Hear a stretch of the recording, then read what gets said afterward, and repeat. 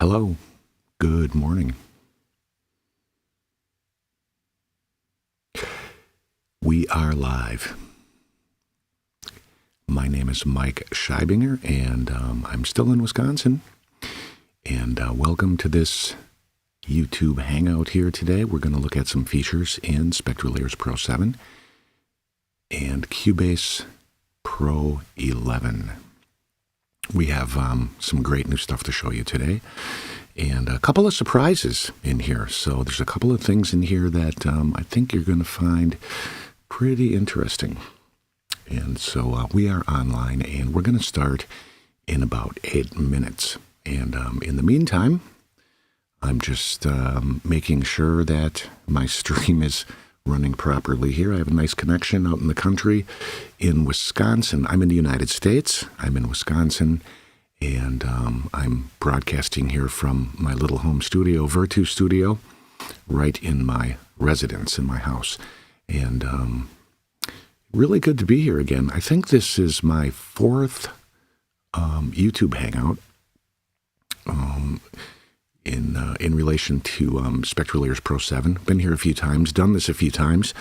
Getting used to it, and we've had a lot of good times here. And so I'm just going to wait around and see who's checking in. Anas is here. Hello. Hey, where are you, Anas? And I can see all your comments coming in. And so, yeah, come on in and get comfortable, get a beverage. We're going to start in about 7 minutes. So we have a few minutes here to just make sure everything's working properly, and before we get started with the big show. The big show. Anas has checked in. And good to see you all. I hope that you're having a safe time wherever you are. In the United States, we are celebrating our Thanksgiving holiday, and that was on Thursday. And so many folks in the United States are still, on holiday and relaxing, and hopefully getting some music done, staying safe. And Ed, hello. Ed is here from England. And so we have Anas from Saudi and Ed from Blackpool, England. Good to see you, Ed. We're going to start in about 6 minutes. And so now we have time to just sort of relax, get acquainted with each other, get dug in.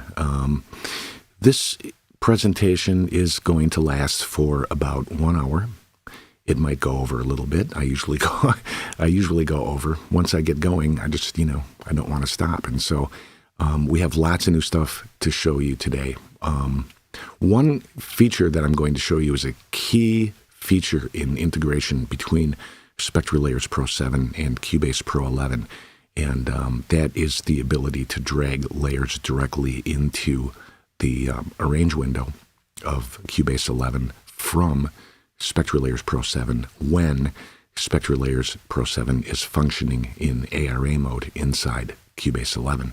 And this is a feature that Steinberg has been working on for a long time, and it's sort of, I guess you could call it sort of like the crowning achievement for the moment in ARA integration between SpectraLayers and Cubase. The ability to, simply drag layers into the arrange window in Cubase makes the workflow that much more better and amazing.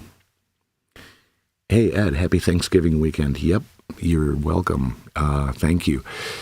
Thanksgiving, it's a time in the United States when everyone eats as much as they can and then relaxes as much as they can. And everybody goes online and takes a look at the Black Friday specials. I'm sure your email box is filling up with great deals, man. So go out there and buy some stuff and, get your tax deduction for 2020. And, it's putting a wrap on a very interesting year, I must say. 2020, huh? Come on, you guys, let's hear it for 2020, right? 2020 has been one amazing year. Jürgen Mogensen is here from Denmark.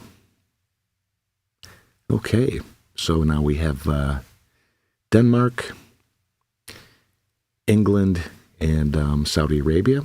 Anas is here, Ed is here, and Jürgen is here. So, yeah, it's doing these YouTube Hangouts is really fun because I love it when people check in from all over the world, and it's so cool to be able to reach out like this and reach people from all over the place.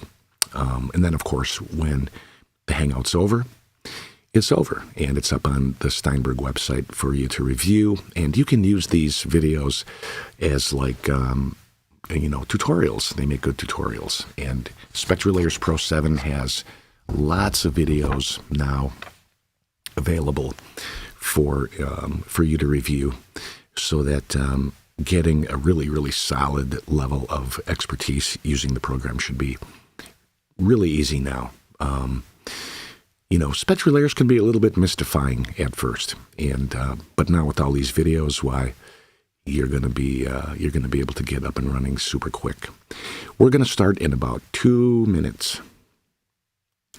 Bassrike is here from Paris. Hey, Paris, North Wales, UK. Carl says happy Thanksgiving. Thank you very much. A great U.S. holiday that everyone enjoys.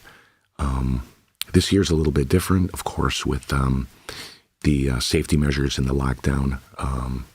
Some people are staying home and doing their Thanksgiving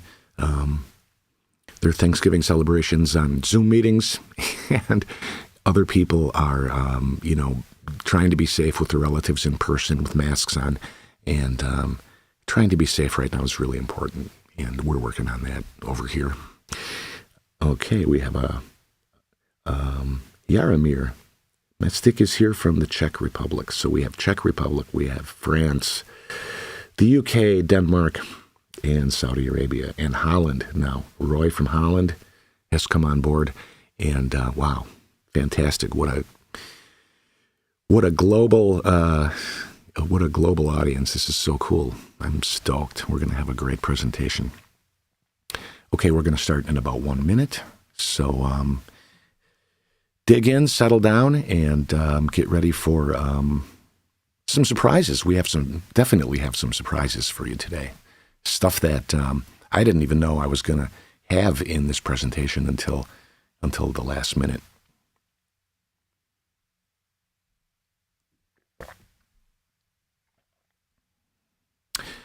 Ed Sweeney checking in from Pennsylvania. Okay. Ed, okay. Everybody's in the room. Let's get started. I'm going to toggle over here to Cubase Pro 11. And here we are. We are in Cubase Pro 11, and we are in a blank project. And I'm going to go up here to the media pool, and I'm going to drag over this track called Reggaeton Demo. And I drag that track up here and just drag it up there. Then I'm going to hit my P key so that the locators embrace the clip and turn on my looper, even though I'm probably not going to need the looping function for this because this file is so long. Okay, so this is the track that we're going to be working with now for a little while. We're not going to listen to the whole thing, but we'll listen to some of it so that you get an idea about what we're getting ourselves into here. Here we go. Hey, Fabio from Italy.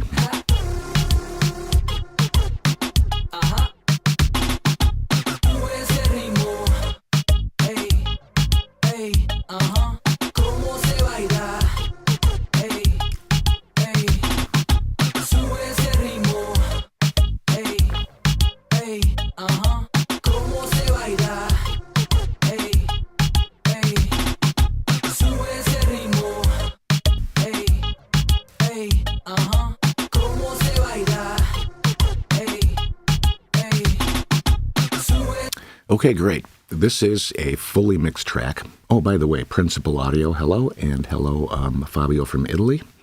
And it's Jim, Principal Audio. Hey, Jim, good to see you here. The reggaeton demo track, as you can imagine, this is a kind of a mastered track. It's all ready to go. And the scenario here is I'm going to unmix this track into stems in SpectraLayers Pro and Cubase 11. So we are going to use the new feature in SpectraLayers Pro 7 called Unmix Stems. And I'm going to take you through this feature. So here's how we start. We're going to select the whole track, and then we are going to go to Audio and choose Extensions. And in the Extensions box, we're going to choose SpectraLayers. Okay, now, SpectraLayers opens in Cubase Pro 11. And this is ARA 2. Okay, now ARA 2 is code. It's a program. It's a protocol, and it allows different audio applications to work with each other, to speak with each other. And so now we see in the audio editing window of Cubase Pro 11, this is now occupied with SpectraLayers Pro 7. And let's give it a color. So I'm going to go up here to my color palette, and we'll make this blue. And now that looks a little bit nicer. Over here on the right-hand side, I have my screen contrast controls for SpectraLayers, and I can dial in, I can dial in a little bit of sharpness or whatever to my spectrum. And now we can see the entire spectrum here in SpectraLayers Pro 7. We can see the spectrum of the audio of the reggaeton track, and I'll play a couple seconds of it. Now watch as you can see the playhead in SpectraLayers Pro 7. The playhead in SpectraLayers Pro 7 is moving across the interface of SpectraLayers.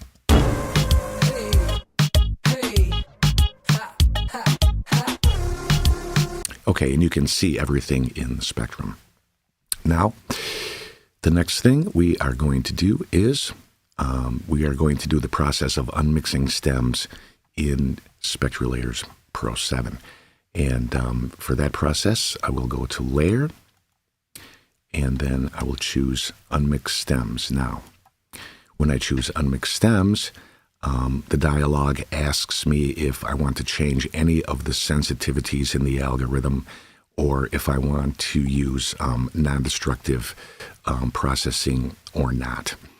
Now, the important option here is the non-destructive option. With the non-destructive option selected, this means that SpectraLayers Pro 7 is not going to change any content based on the separation algorithm. In other words, it's not going to fill in any holes in the spectrum, and it's going to give you the most artifact-free performance that you can get out of SpectraLayers.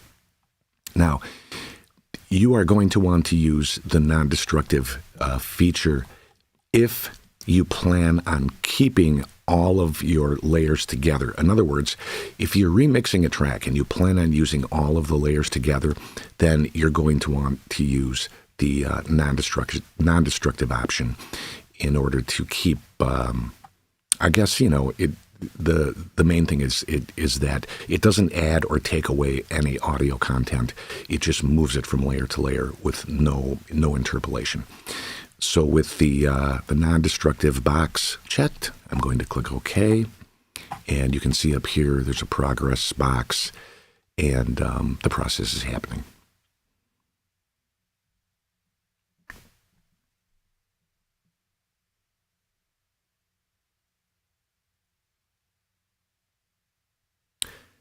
Right. This is still working, and so we have a question here about sensitivities. In a trial and error process, if you were, say, for example, you were trying to extract the vocal out of a track, you would use the sensitivity control sort of like in a trial and error way to point the algorithm in the right direction and get it so that it makes the best possible extraction. And with the non-destructive box checked, This means that it's going to maintain the integrity of the audio, so that instead of changing the content of the layers, it will just move the content from layer to layer and not add or remove anything. And speed of unmixing. It's not, yeah. It's pretty quick.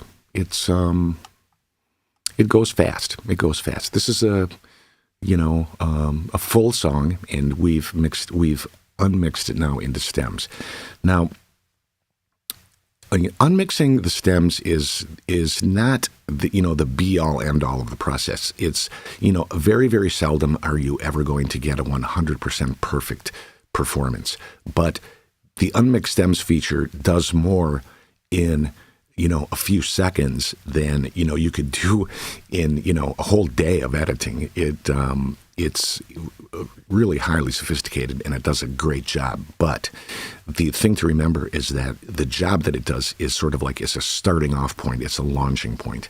Okay, so now we can let's take a listen to the different layers, and I can solo these out. And now this is the vocal layer. Hey, ha, ha, ha. Ajá. Ese ritmo. Hey, hey, ajá. ¿Cómo se baila? Hey, hey. Sube ese ritmo. Okay, it did a good job.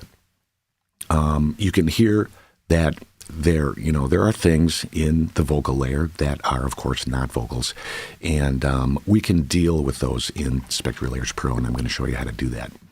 Okay, this is the piano layer. Now, look, the piano layer looks like it's empty. There's nothing on the spectral graph.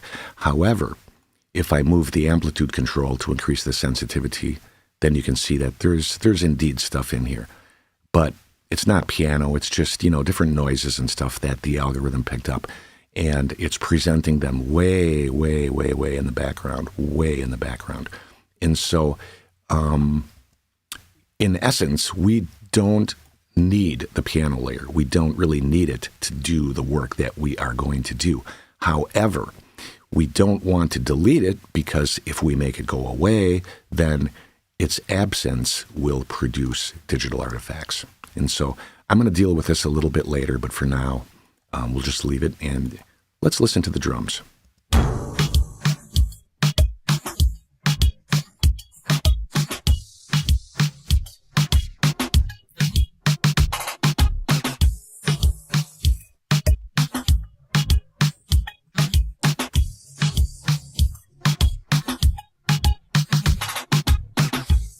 Okay, those drums sound pretty good.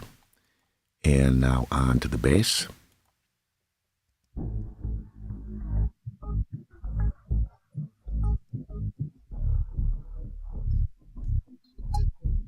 Yeah. Good.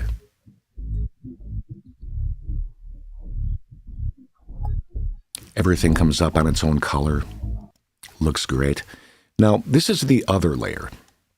And the other layer contains everything that is not vocals, piano, drums, or bass. And so it's everything else. And listen to this. So, there's some synth stuff in here and other stuff.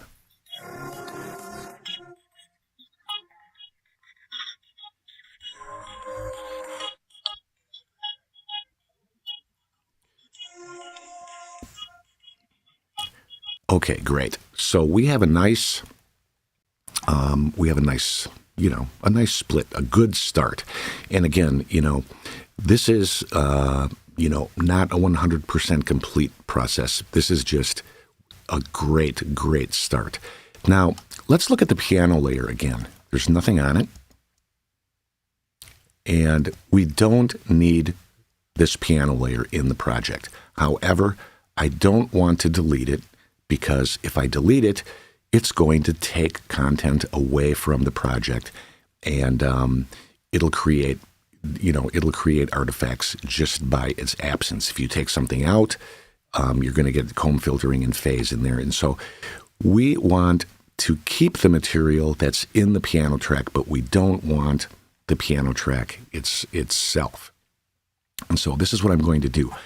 Now, watch this. I'm going to go down here to the other track. Okay. Now, we definitely want this. And so what I'm going to do is I'm going to take the other track and I'm going to drive it up until it's over the piano track. And so we have, that didn't quite work. Pull it down a little bit. There we go. So now we have the, oh boy. So now we have the piano track here, which is empty, basically empty. There's little tiny sounds in there. And we have the other track up on top of it. Okay. Okay, and so this is the critical moment here. This is where I take the material that's in the piano track and I'm going to merge it up into the other track. So there. Now, the piano track is gone. It's no longer part of the project. However, all of the material in the piano track is now up here in the other track. And so the end result of that is this. No data has been lost. No data has been removed. And so the sonic integrity of the entire package is hanging together. And okay, so. Okay, now next up, I want to go back and solo the vocal track. And this time, I'm going to zoom in on the track. And we're going to take a look at just maybe the first, I don't know, like 10 or 15 seconds of this track. A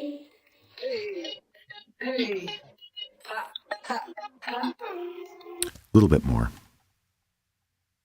Okay, let's try this.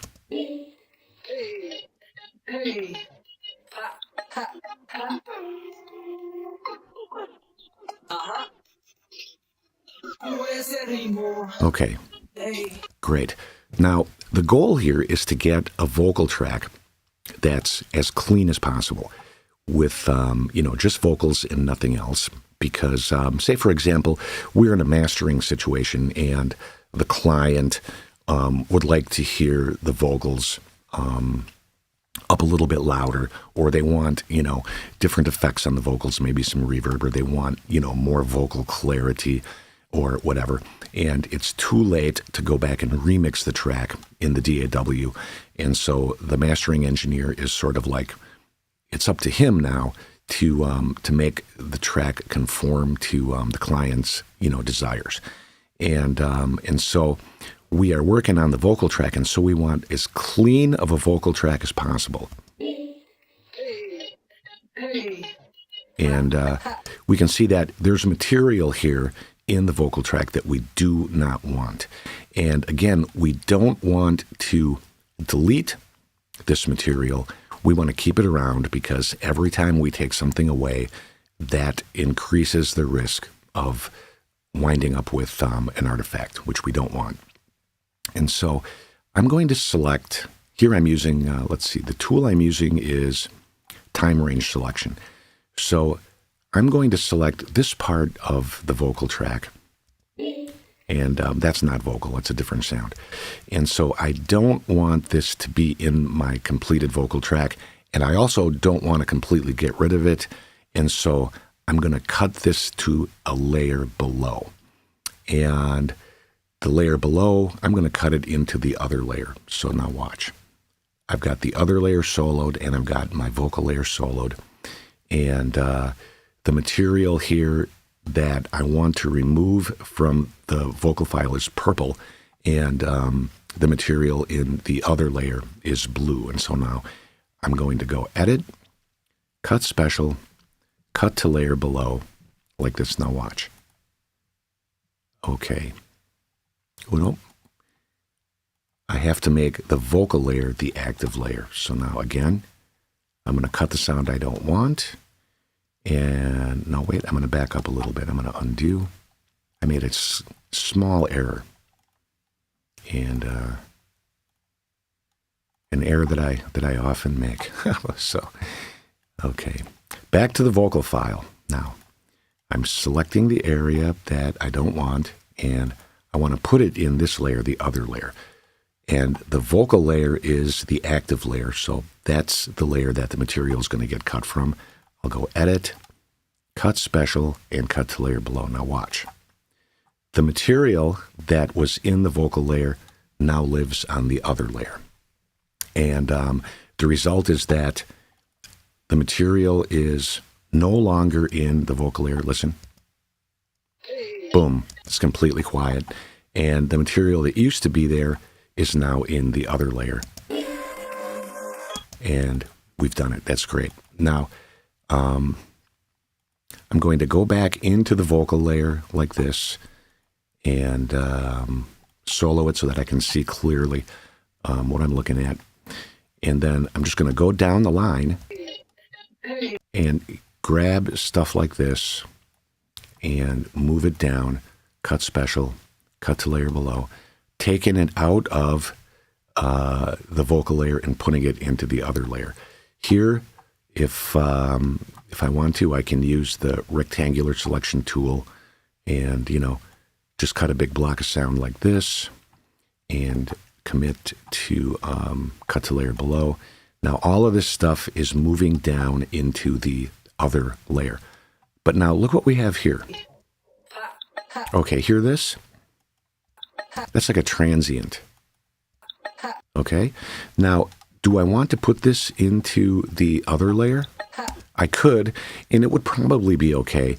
But what I really want to do is I want to put this into the drums layer. So I'm going to go to the drums layer, and I'm going to slide it up so that it's underneath the vocals layer, and then solo it. Now, look, you can see all these different transients. The drum transients are all yellow. And here I have this purple, area that is actually a percussive transient. And if I solo that, I'm going to go back to my time range selection tool like so. And I'm going to grab the whole thing like this. And now watch. For demonstrating, I'm going to bring the bring the drum layer back on. Now watch. You can see that this is part of an actual drum transient right here. See that? So now I'm going to go Edit, Cut Special, Cut to Layer Below. Okay, now watch. Again, I have to have the vocal layer selected. That's important. So, and again, this always gets me. So the vocal layer is selected, and that's the layer that I'm going to, that's my focus. So again, Edit, Cut Special, Cut to Layer Below. Now look, what was once in the vocal layer, that drums transient, is now reintegrated or integrated with the drum layer. And it's great. It's perfect. It blends right in.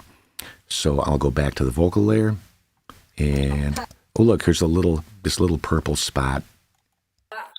I'm not really sure what that is, but we don't want that there. So I'm going to drag the other layer back up under the vocal layer, and then I'm just going to use my rectangular selection tool to cut that.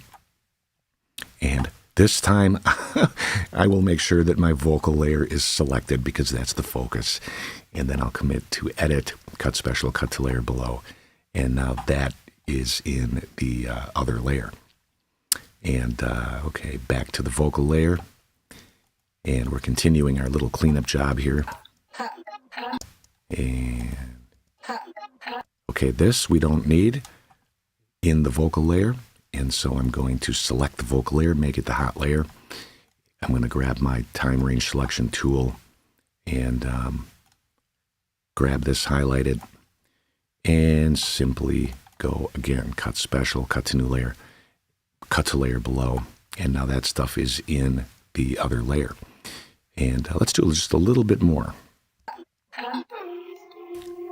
Okay, clearly this is like a keyboard part. And I'm going to grab this like this. And now watch, I'm going to solo the other layer too so we can see them both.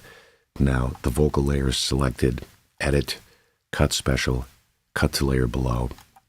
And that stuff is now integrated into the other layer. Okay. And, okay, we'll do one more thing. And this is going to become really important later, and I'll show you why, but bear with me. I'm doing a little bit of extra cleanup here because there's something related to this that I'm going to want to show you down the line a little bit. Okay, this is a percussion transient, and so I'm going to move the drums layer up under the vocals layer. Not quite. Just like that. Now the drums layer is under the vocals layer. Vocals layer is the focus. And I will use my time range selection tool to select that transient. Okay, now watch that transient just drop right into the drum layer. Edit, cut special, cut to layer below. Now that material is integrated into the drums layer. And let's go back to the beginning and just listen to the cleanup job that we have done on maybe the first 10 or 15 seconds of this track. The scrubbing is on. I can turn that off by clicking the speaker icon and clicking the scrubbing checkbox. Now I don't have to listen to that scrubbing. Okay, listen. Okay.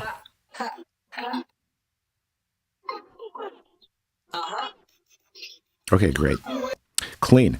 So we have a pretty clean vocal extraction. We've taken material from the vocals layer and we've deposited it into the drums layer and into the other layer. And I can't say this enough, but I will say it again. All of the processes that we're doing right now are not creating any artifacts when this material is all being played back at the same time. We're moving content from layer to layer. We're maintaining phase coherence. We're not changing the amplitude of anything. And so when it's played back together, it fits the mold, perfectly, and we get completely clean playback that's identical to the original.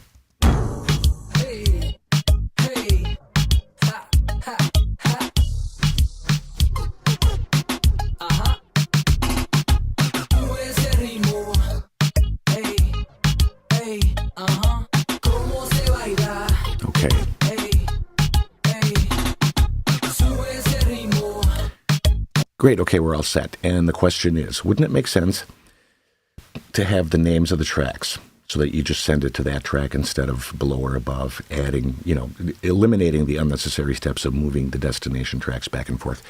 Sure, that would be great. And, I would expect changes like that, improvements like that to be happening in the future because a lot of the improvements in SpectraLayers Pro 7, a lot of the features are user-requested features.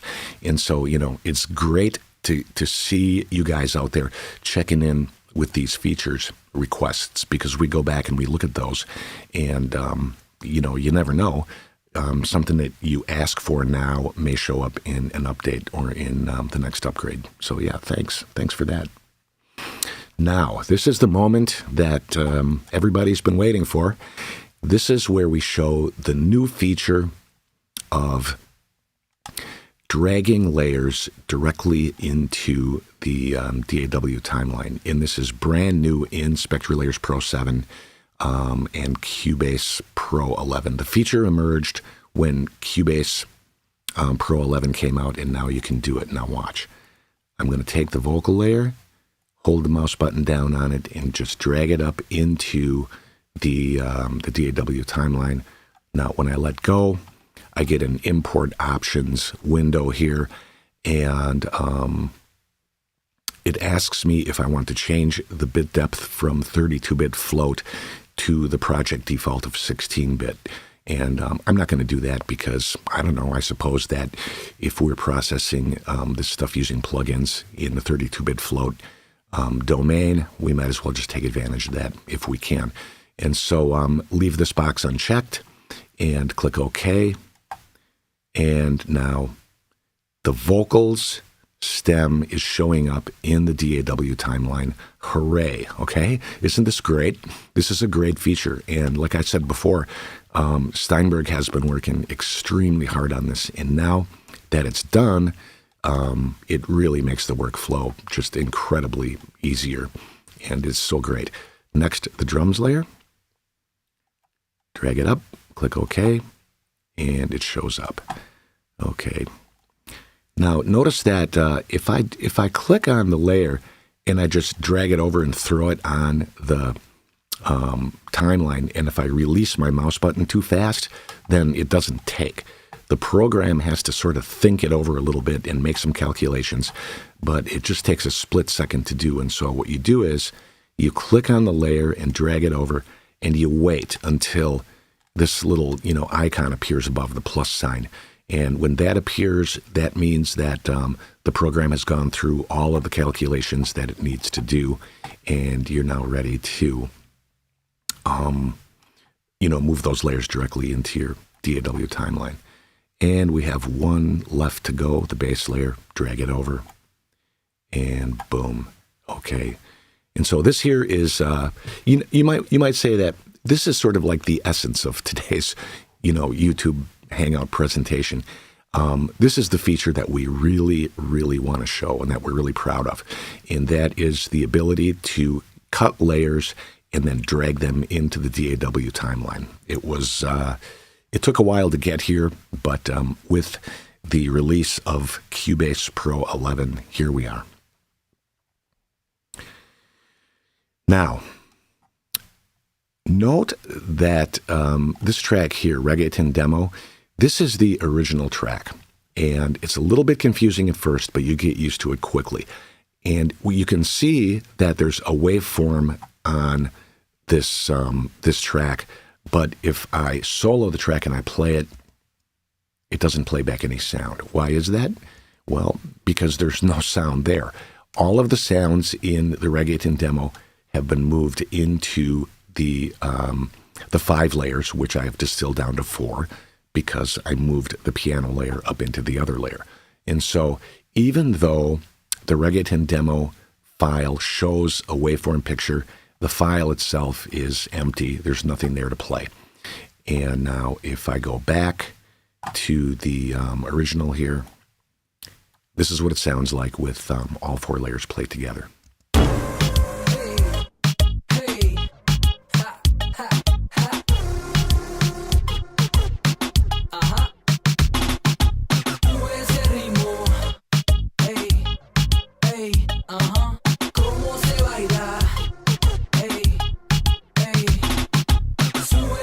Okay, it sounds great. Now, up here in the pool window, you can see that the Unmix stems feature has created actual, wave files that are in the pool.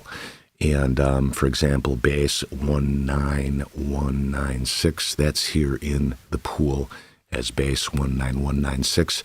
The files that you unmix using Unmix components now live in the pool. Of course, this means that if you want to, you can disengage SpectraLayers from the process. You can remove the extension, and these files will remain. And so, in a sense, you could say that the work in SpectraLayers is completed, and now you can move over to the DAW timeline to take care of the mastering work that you need to do. Now, listen to the vocals again, and listen to the cleanup job that I did at the beginning. Nice and tight. Nice and tight.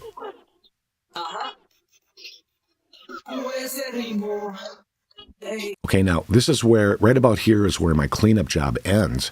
And you can hear all of the other stuff that the Unmix Stems algorithm picked up and placed into the vocal track.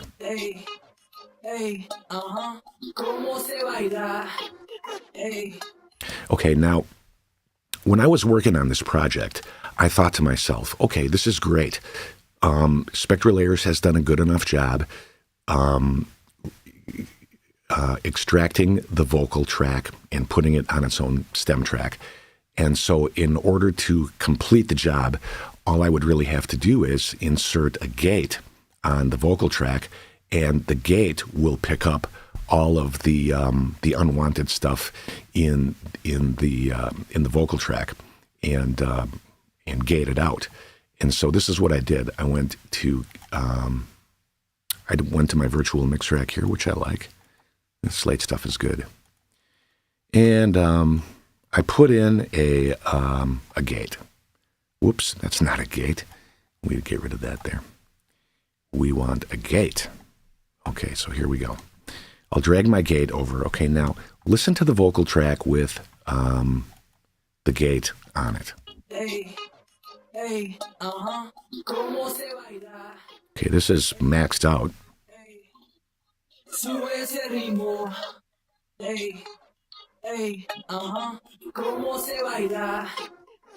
Okay. You know, I love gates. Gates are great. However, this isn't working so well, is it? I've taken a track that's already been mastered, and I pulled out the vocal, and then I tried to make the vocal cleaner here using this gate.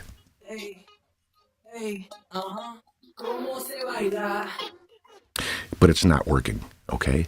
And it's not working because the amplitude of the material that is not vocals, the amplitude of that material is very close to the amplitude of the actual vocal that we want. And so there's not enough of a difference for the gate to kick in. And what does that mean for you? That means that you have to do this stuff in SpectraLayers. You have to get that stuff out of the vocal track and don't delete it. Do what I showed you. Move it to a different layer so that you maintain sonic integrity. And so, you know, every time you move something out of the vocal track and into, say, for example, the other track, everything gets cleaner and that material is moved into different layers. Your sonic integrity is maintained. And as we can see, this might be pretty much your only way of dealing with this because, unfortunately, the gate demonstration that I'm showing you here, it just it doesn't work so well. And so I thought I would show you that because the road to success is paved with failure, isn't it? And using the gate on here was just a little bit of a fail. But now, say, for example, the client wants me to make the vocals, say, for example, 4 dB louder. Well, if I go to my fader and make these vocals 4 dB louder, what's going to happen? I'm going to run out of headroom, okay? And so we really don't want to do that. What we want to do is we just want to go to each one of these different tracks and make them 4 dB quieter. So we'll go -4, -4, and -4. So now the all of the other tracks are coming in at -4. The vocal track is still at 0. And so now we should have more apparent loudness in the vocal track.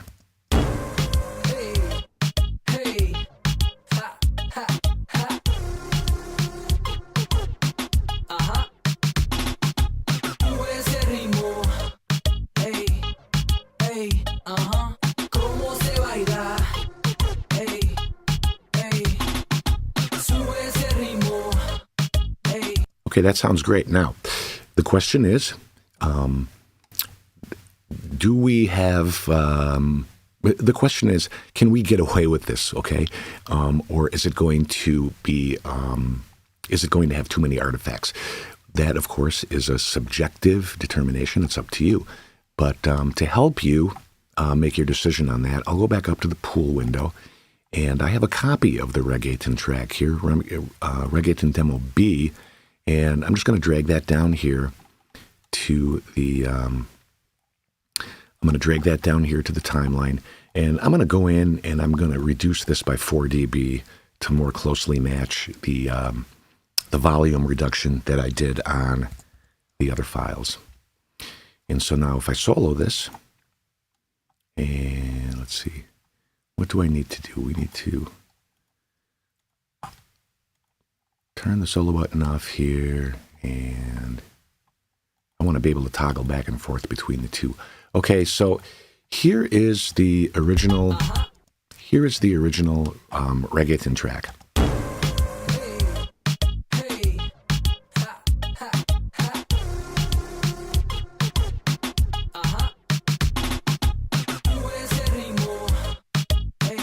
Okay, great. And now here is the remixed version, and the vocals are going to be like apparently louder.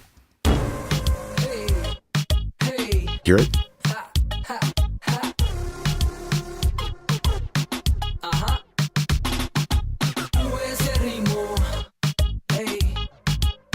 And this is the original.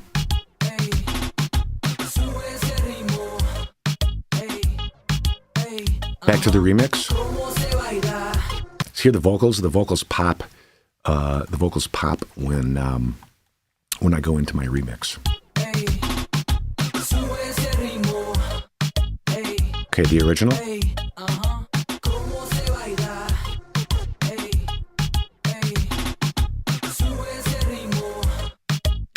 And back to the remix.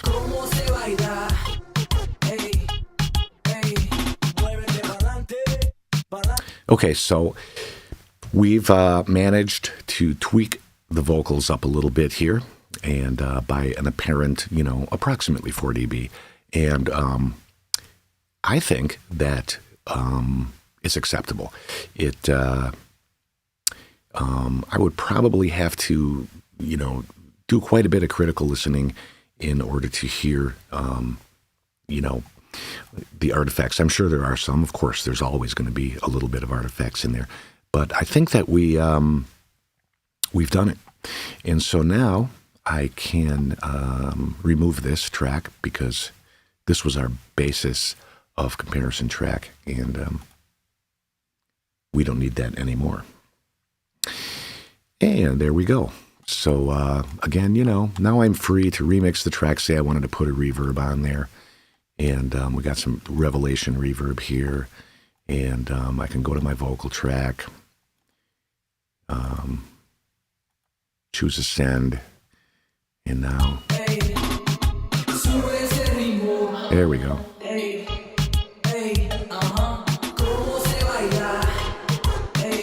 And I'm free to remix the track any way I want to.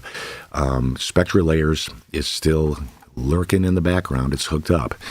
And but in essence, like I said before, we don't really need it, because our files are showing up here in the media pool. SpectraLayers or Cubase 11 actually, has written the stems into the pool, so they exist outside of the SpectraLayers environment. So, once you get this done, you kind of don't need SpectraLayers in the background. Of course, you can leave it there, but you can't go back and move stuff from layer to layer after you've put your stems on the DAW timeline, of course. And so the trick here, and the thing to remember, is that you really need to get all of your work done in SpectraLayers first and do the best job you can before you close the book on that part of the process and drag your stems up into the DAW timeline for remixing and processing. Okay, great. That's it for this part. I'm going to close this project, and I don't want to save it. And now here we are, and I can open up a new project. And so I'm going to open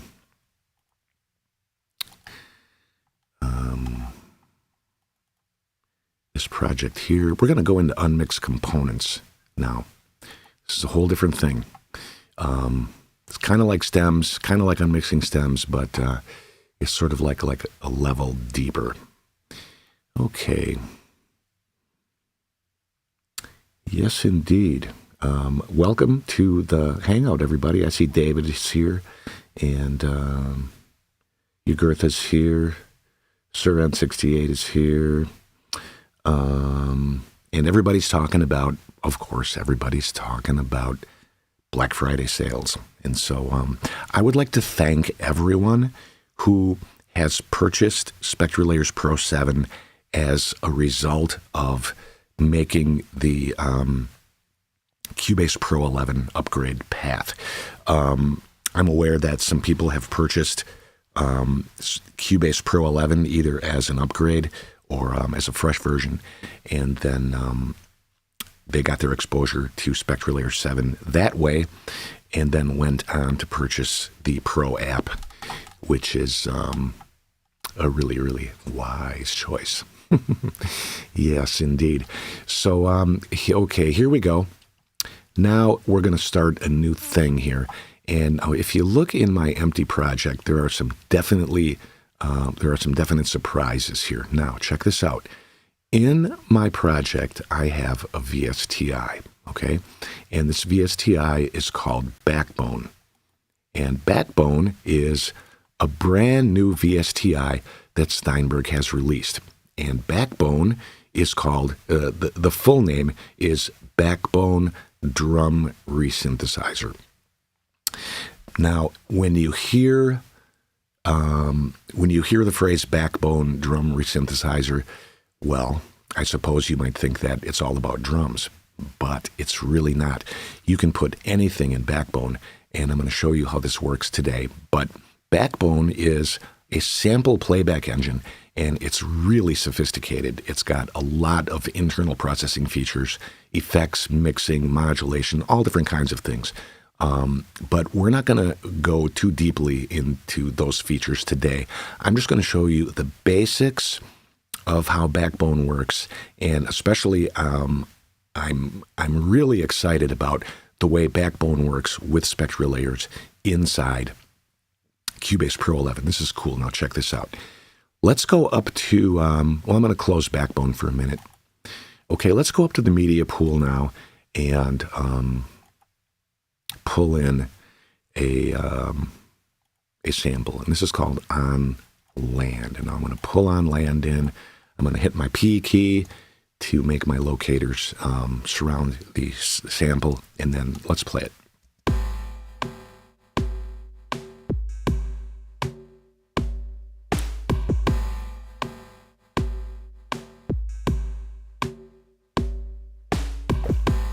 All right. This is kind of a classic electronica sound. It reminds me of an artist that I still like listening to, but he came out in the 90s. Pole, P-O-L-E. Ever listen to Pole? This sounds a lot like Pole. That synthesizer sounds like to me, when I hear that sound, I think of Waldorf synths for some reason. It's like the Waldorf sound.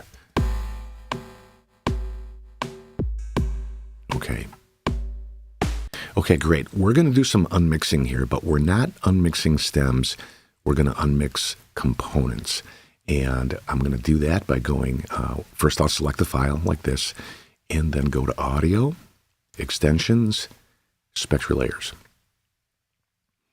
Now, the sample, the loop file, shows up in SpectraLayers. I'll give it a color. And dial in my focus a little bit. Focus and resolution. There we go. It looks nice. Check it out.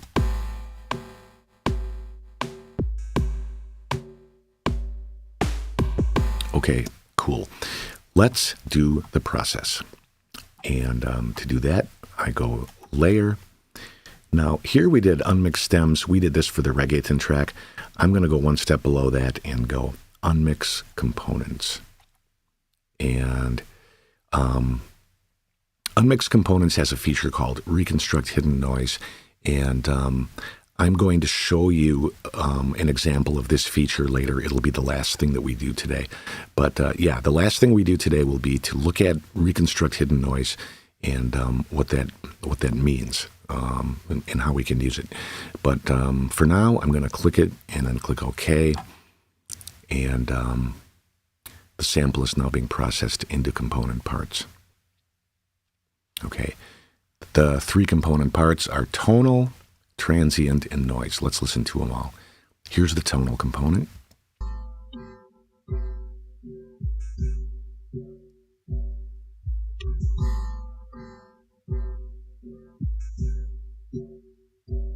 And transients.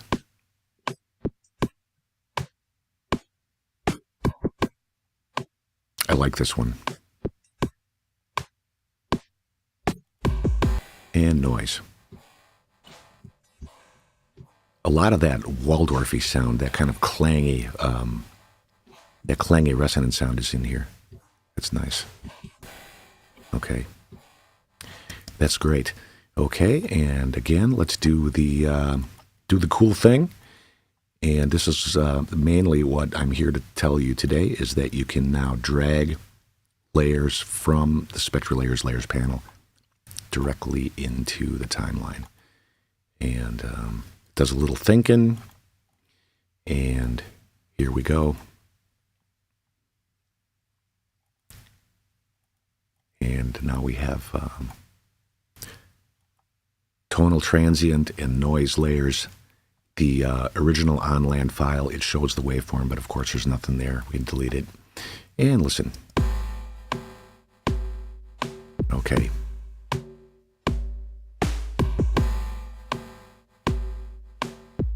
Okay, it's all there, and it sounds exactly the same as the original source file. Now, I'm going to show you how Backbone works.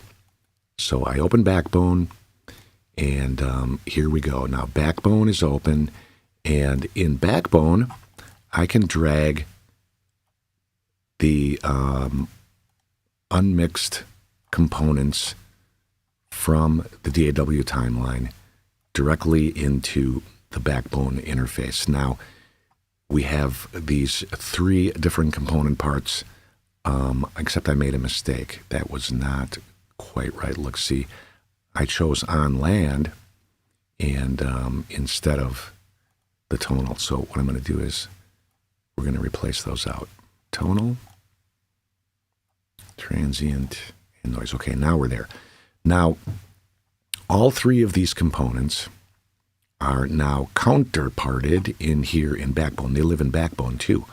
So if I mute the components that I just put here and I go to my MIDI file, you can see that I have a MIDI note at C3.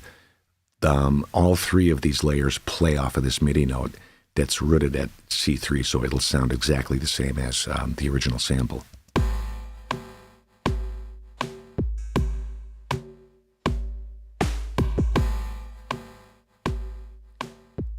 Okay. Now, that's pretty amazing, isn't it? So now that we have these 3 components in Backbone, I'm going to need to adjust my amplitude envelope just a little bit to make it so that these things behave as if they were just being played back on the timeline. See, here we have an amplitude decay kind of thing happening here. And this is the default amplitude envelope setting in Backbone. And so I'm going to extend this all the way out and then cut it off and turn on my sustain button. And I'll show you what the effect of that is in a minute. So I go through all of my different layers and do this, make it happen like so. And click the sustain button on each one. Okay, we all set? Yep. Okay, so now when I play the MIDI note, it's going to play the entire sample with no decay. And I suppose I better extend my MIDI note out, right? There we go. There we go. Okay. There, now watch. When I play it, if I hit the space bar, it stops, the entire show. And the amplitude envelope is just basically, I guess it's just, it's not doing anything. It's just playing the sample, and when I hit the space bar, the playback stops. Okay, great. Oops. Too big. There we go. Now that I have the SpectraLayers extracted components of this sample up on my timeline, and I have counterparts over here in Backbone, I can work with these things. And now this leads me to describe one of the main features of Backbone, and that is resynthesis. And we'll give you a little bit of background on this. Now look, every component that I extracted from SpectraLayers is now muted, and so the entire playback is happening from inside Backbone.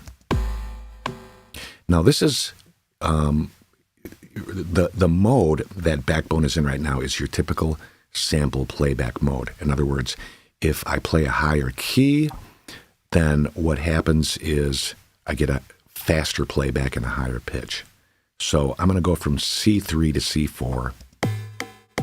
All right.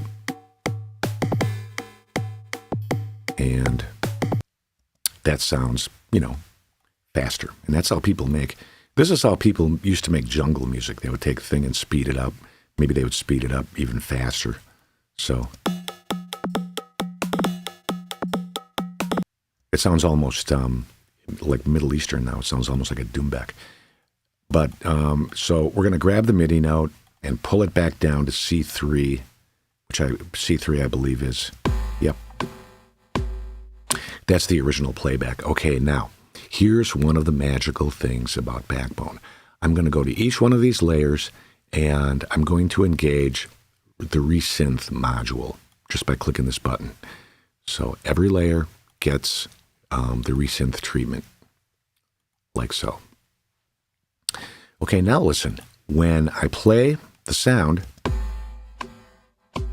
and I move it up, the pitch rises, but the speed of playback stays the same.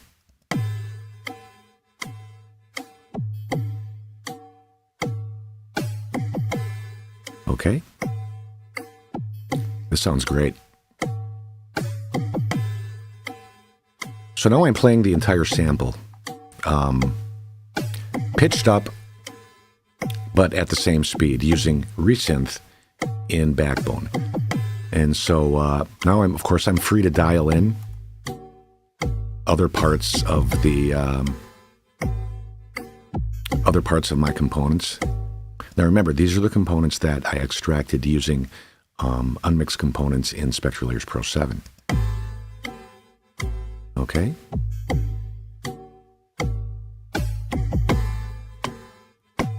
Transients.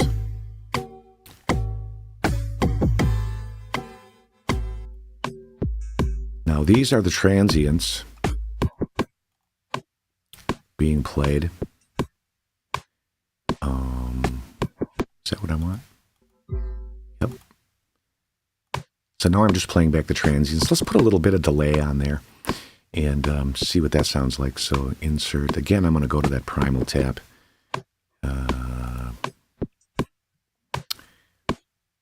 Primal tab. That kind of gives it almost like a shuffle effect. I'll grab a reverb and put that on there too.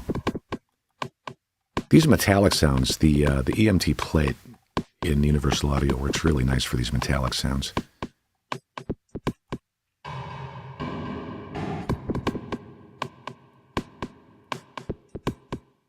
Great.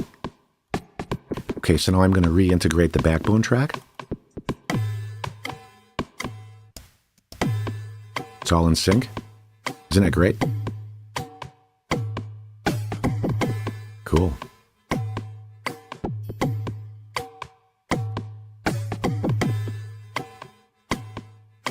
Okay, now in Backbone, I have every one of these layers being resynthesized And when I move the MIDI note, they all work together, going up in pitch and keeping the speed of playback the same. But what's interesting here, and what I really kind of like, is that let's mute everything out right now. I understand we're working with 6 different things here, and it just, the mute and the solo just gets a little bit confusing. Sometimes you have to think through it. But let's listen to the original tonal layer. Okay, that sounds great. Now let's listen to the tonal layer pitched up in Backbone. And it sounds like this. Okay. Now, everything is pitched up, and it's all being played back at once. But now, if I want to, and I hope I get this right, I'm going to go up into the tonal layer, and I'm going to go to the pitch control department here, and I'm going to bring this down an octave. And now the result of that should be the tonal layer will play back at original pitch, while the other 2 layers play back 1 octave up. Yep. That's exactly what I want. And of course, I can even pitch I can pitch it down even lower. Okay. So we work the noise layer back in.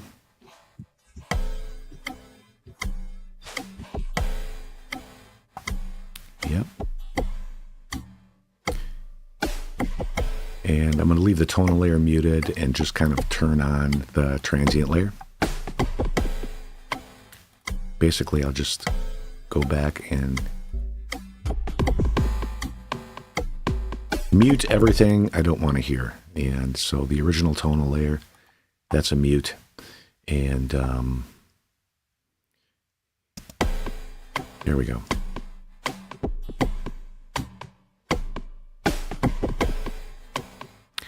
Okay.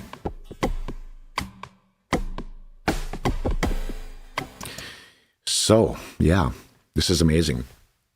Backbone is really cool. It's a great VSTI, and I haven't even scratched the surface of Backbone. There's so much going on inside of there that it's a sample playback engine with just a lot of flexibility. And it struck me that in doing remixing and in creating beats and things like this, using SpectraLayers Pro in Cubase Pro 11 along with Backbone really opens up a lot of possibilities. And, for example, Backbone allows you to separate sounds into tones and transients. And I haven't done it yet, but, I'm assuming that it sounds, kind of like what SpectraLayers does. However, it's my understanding that you can't separate a sound into tones and transients and use the Resynthesis feature at the same time. I'm not 100% sure about that because I've only been working with Backbone for 1 day, okay? But my understanding is that you have to choose between having Backbone generate tones and transients and using the Resynthesis feature. It's sort of like one or the other. But if you throw SpectraLayers into the equation, you can do an unmixed components exercise like we did here, and get those components up on the timeline, and then move the tones and the transients and the noise all into Backbone and just, process away to your heart's content. And it's a beautiful thing. And that concludes this little demonstration here. And I know this was only supposed to go on for an hour. However, I have one more thing that I want to show you. And if you can't stick around, that's okay. You can check out and come back later. This video will live on the Steinberg website, and you will be able to review and enjoy it at your leisure later on. But I have one more thing I would like to show you. And it's a function in SpectraLayers Pro 7 that I talked a little bit about before. And now I'm going to show you the details of that, okay? And don't save, delete, okay. Whoops. There we go. Ice Cream Girl, yay. Okay, so now we're going to open, go back into Cubase, and I'm going to open up another project. So, unmixed components, yes, that's what I want. Project, okay. This is the same empty project. We got Backbone, but we're not going to be using it for this round. But I have one more thing I'd like to show you. And this will go pretty quickly, so I think we're going to be finished in probably less than 15 minutes.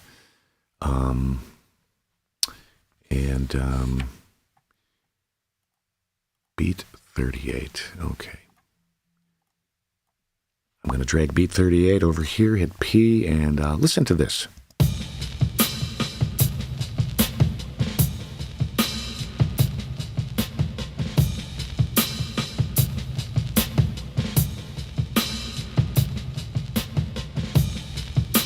Okay, this is a Bill Laswell sample, and it's really beautiful. Bill probably made this sample at his beautiful studio in New Jersey with a huge Neve console and lots of reverb, lots of processing. And we're going to divide this sound into component parts. And in order to look at one critical little feature here that I think you'll enjoy seeing. And so with this selected, I'm going to go into Audio, Extensions, and SpectraLayers. And opening it up in SpectraLayers, it opens, we'll give it a nice orange color. And then the next step is simple. I've done this before here today. Layer, unmixed components. Okay, now this is the critical part of this demonstration, what I want to show you. Reconstruct hidden noise or not? Okay, that's the question. We are going to do both and compare the results. So this is a unmix components process with the Reconstruct hidden noise box unchecked. Here we go. And here we go. And I'm going to take my tonal, transient, and noise layers and drag them up to the timeline. Excellent new feature in SpectraLayers Pro 7, Cubase Pro 11. This is what we live for here, dragging these layers up to the timeline. That's what we want. All right. And again, this is the original beat layer. You can see some waveform art there. However, the layer is empty, so I'll just mute it. And this is the tonal layer.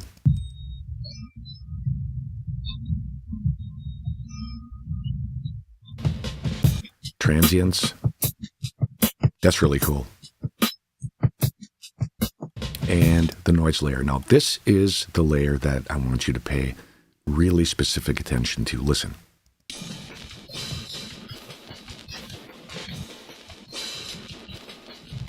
Okay.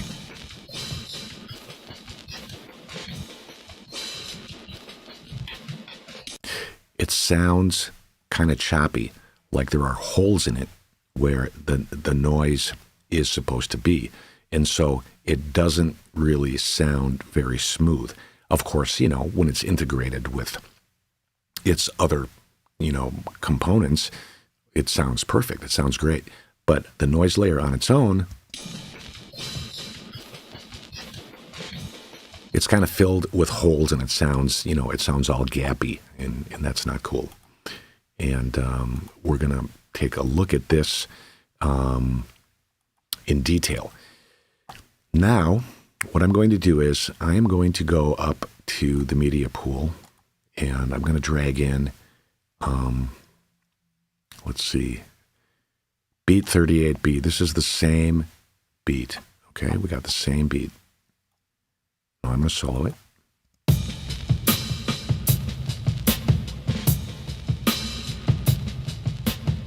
Okay. Sounds great. Let's take this through the same process. Audio, extensions, SpectraLayers. And now look what happened. This audio file comes up here. And look, the other stuff is still here too. And so, you know, we're dealing now with multiple sort of like parallel projects in SpectraLayers. And SpectraLayers is kind of maintaining the whole thing. Okay, now here's the point of this demonstration. With this beat selected, I'm going to do the process again, layer, unmix components. Now look, this time I'm going to click Reconstruct Hidden Noise, and then we are going to compare the results of that with the other noise file, which of course had this box unchecked. Here we go. And the process is finished. And I don't know. I don't really have to drag them all up onto the timeline, I suppose. But I don't know. Dragging these things is so fun. I could just drag and drag all day and drag these things onto the timeline because the feature's so cool, right? Okay. Everything's muted now except for... Yep, everything's going to get muted now except for the new noise layer. Now, this is the new noise layer.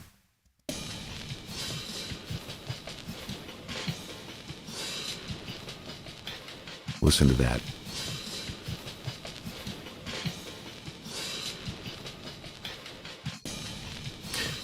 It sounds nice and smooth, nice and continuous. And compare that now to the old noise layer. You know how choppy that is? Yep. One more time.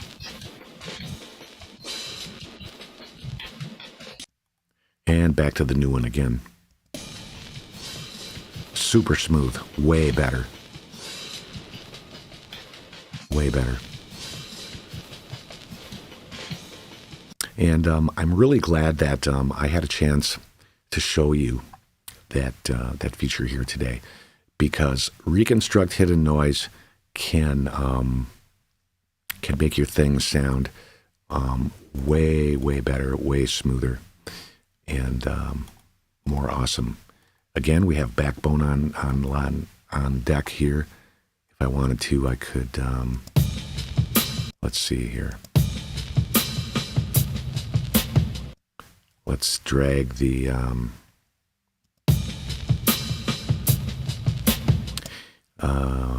we'll drag the transient layer over to Backbone and mute it on the DAW timeline.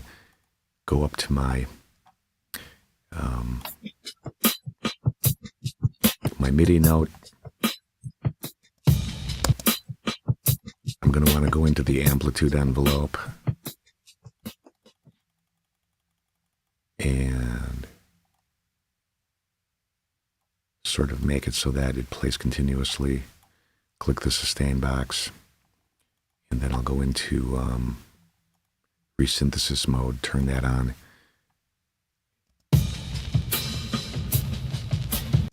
Now, when I solo the transient layer,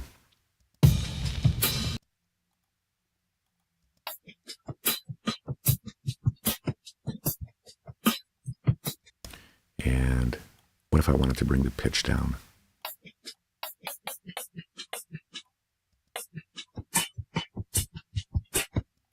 Interesting.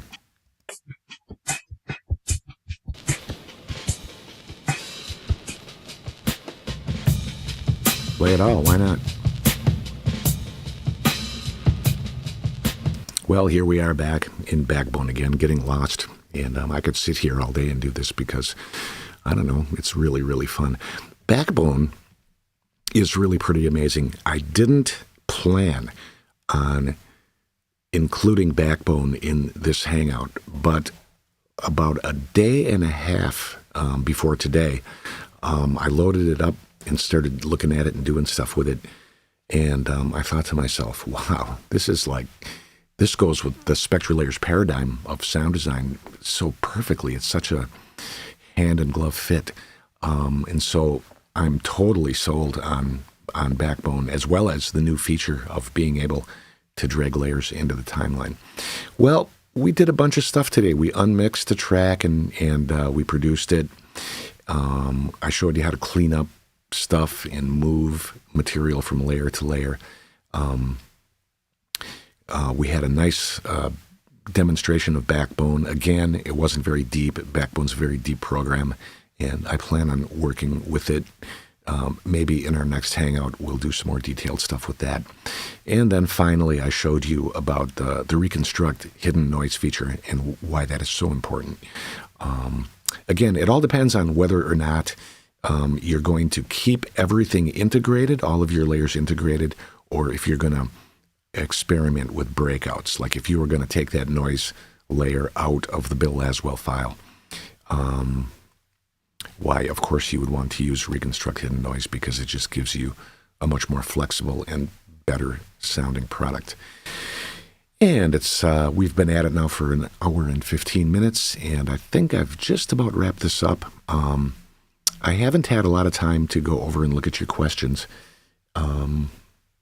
Principal Audio says, thanks for showing these features. It helps me understand what's going on in the software. Yeah, you're welcome, Principal Audio. And I appreciate you being here. I love doing these Hangouts and showing you this stuff. It's really exciting. We've been waiting for the ability to drag layers into the DAW timeline for a long time. And now that this feature is here, we can celebrate that by taking a nice Black Friday discount and buying the whole works, along with Backbone. Pick up a copy of that, too. And Anas says, nice, thank you very much. Pete, hello from Germany, hello. Great Black Friday surprise from Steinberg. Nice discounts. And looking through these comments. Is there also a way to de-bleed within SpectraLayers to get more defined, isolated stems? Yes.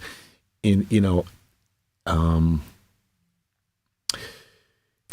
de-bleeding and stuff like that, I would use the sensitivity settings in the unmixing components and unmixing stems features.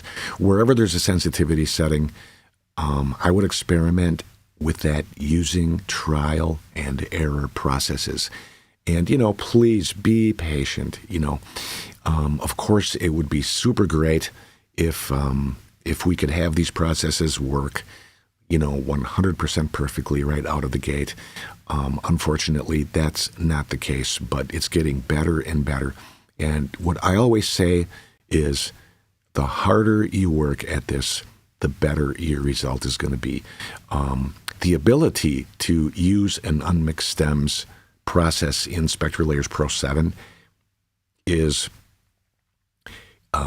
defines it as being a super, super useful feature because, like I said before, it does more work in 20 seconds than you could do in, days, literally, of tweaking and, messing around with stuff.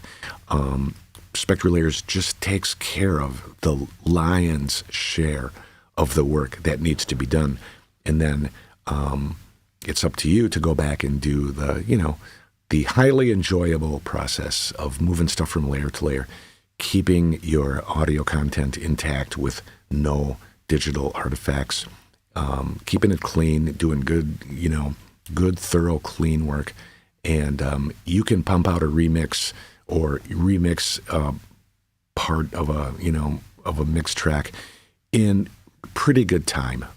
It doesn't happen instantly, but it's worth the effort, to get in there and make your sounds sound the way you want them to be. Tips on isolating individual instruments. Again, like I said, keep working with the sensitivity controls and the manual processes. Learn how to use all the tools in the toolbar in SpectraLayers Pro 7.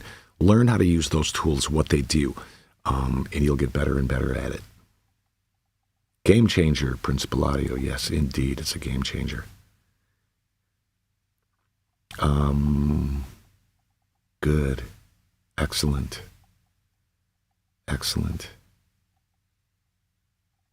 Everybody's the main topic on the comments is Black Friday specials, and well, that's excellent. Hats off to Black Friday. I hope that you have the time and the ability to relax over the holidays.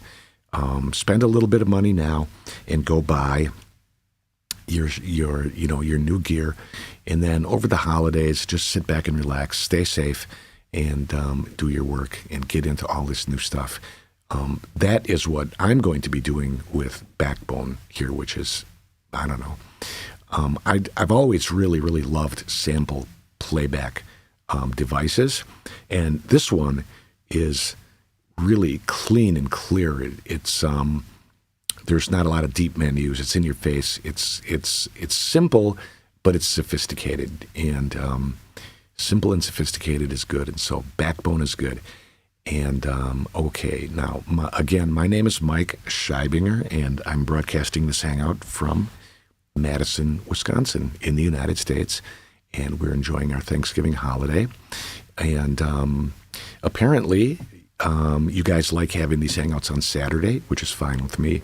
No better way to spend a Saturday morning than hanging out with my music-making friends who like Steinberg products as much as I do. And with that, I bid you a good day. I'm signing off, and make sure to stop back at the Steinberg YouTube channel. This video should be posted within a couple of hours, and I'm going to go in there and index it so that you can just click on the different index points and review all of the highlights. And again, the number one highlight here now is the ability to drag layers from SpectraLayers Pro 7, from the Layers panel, to the DAW timeline in Cubase Pro 11. So thank you very much. Good luck with your Black Friday purchases. Have a really wonderful holiday, and work hard, do some cool new stuff, and please stay safe. And I hope to see you again in the very near future. Okay? Thank you very much, you guys. Take care. Have a great day. Bye.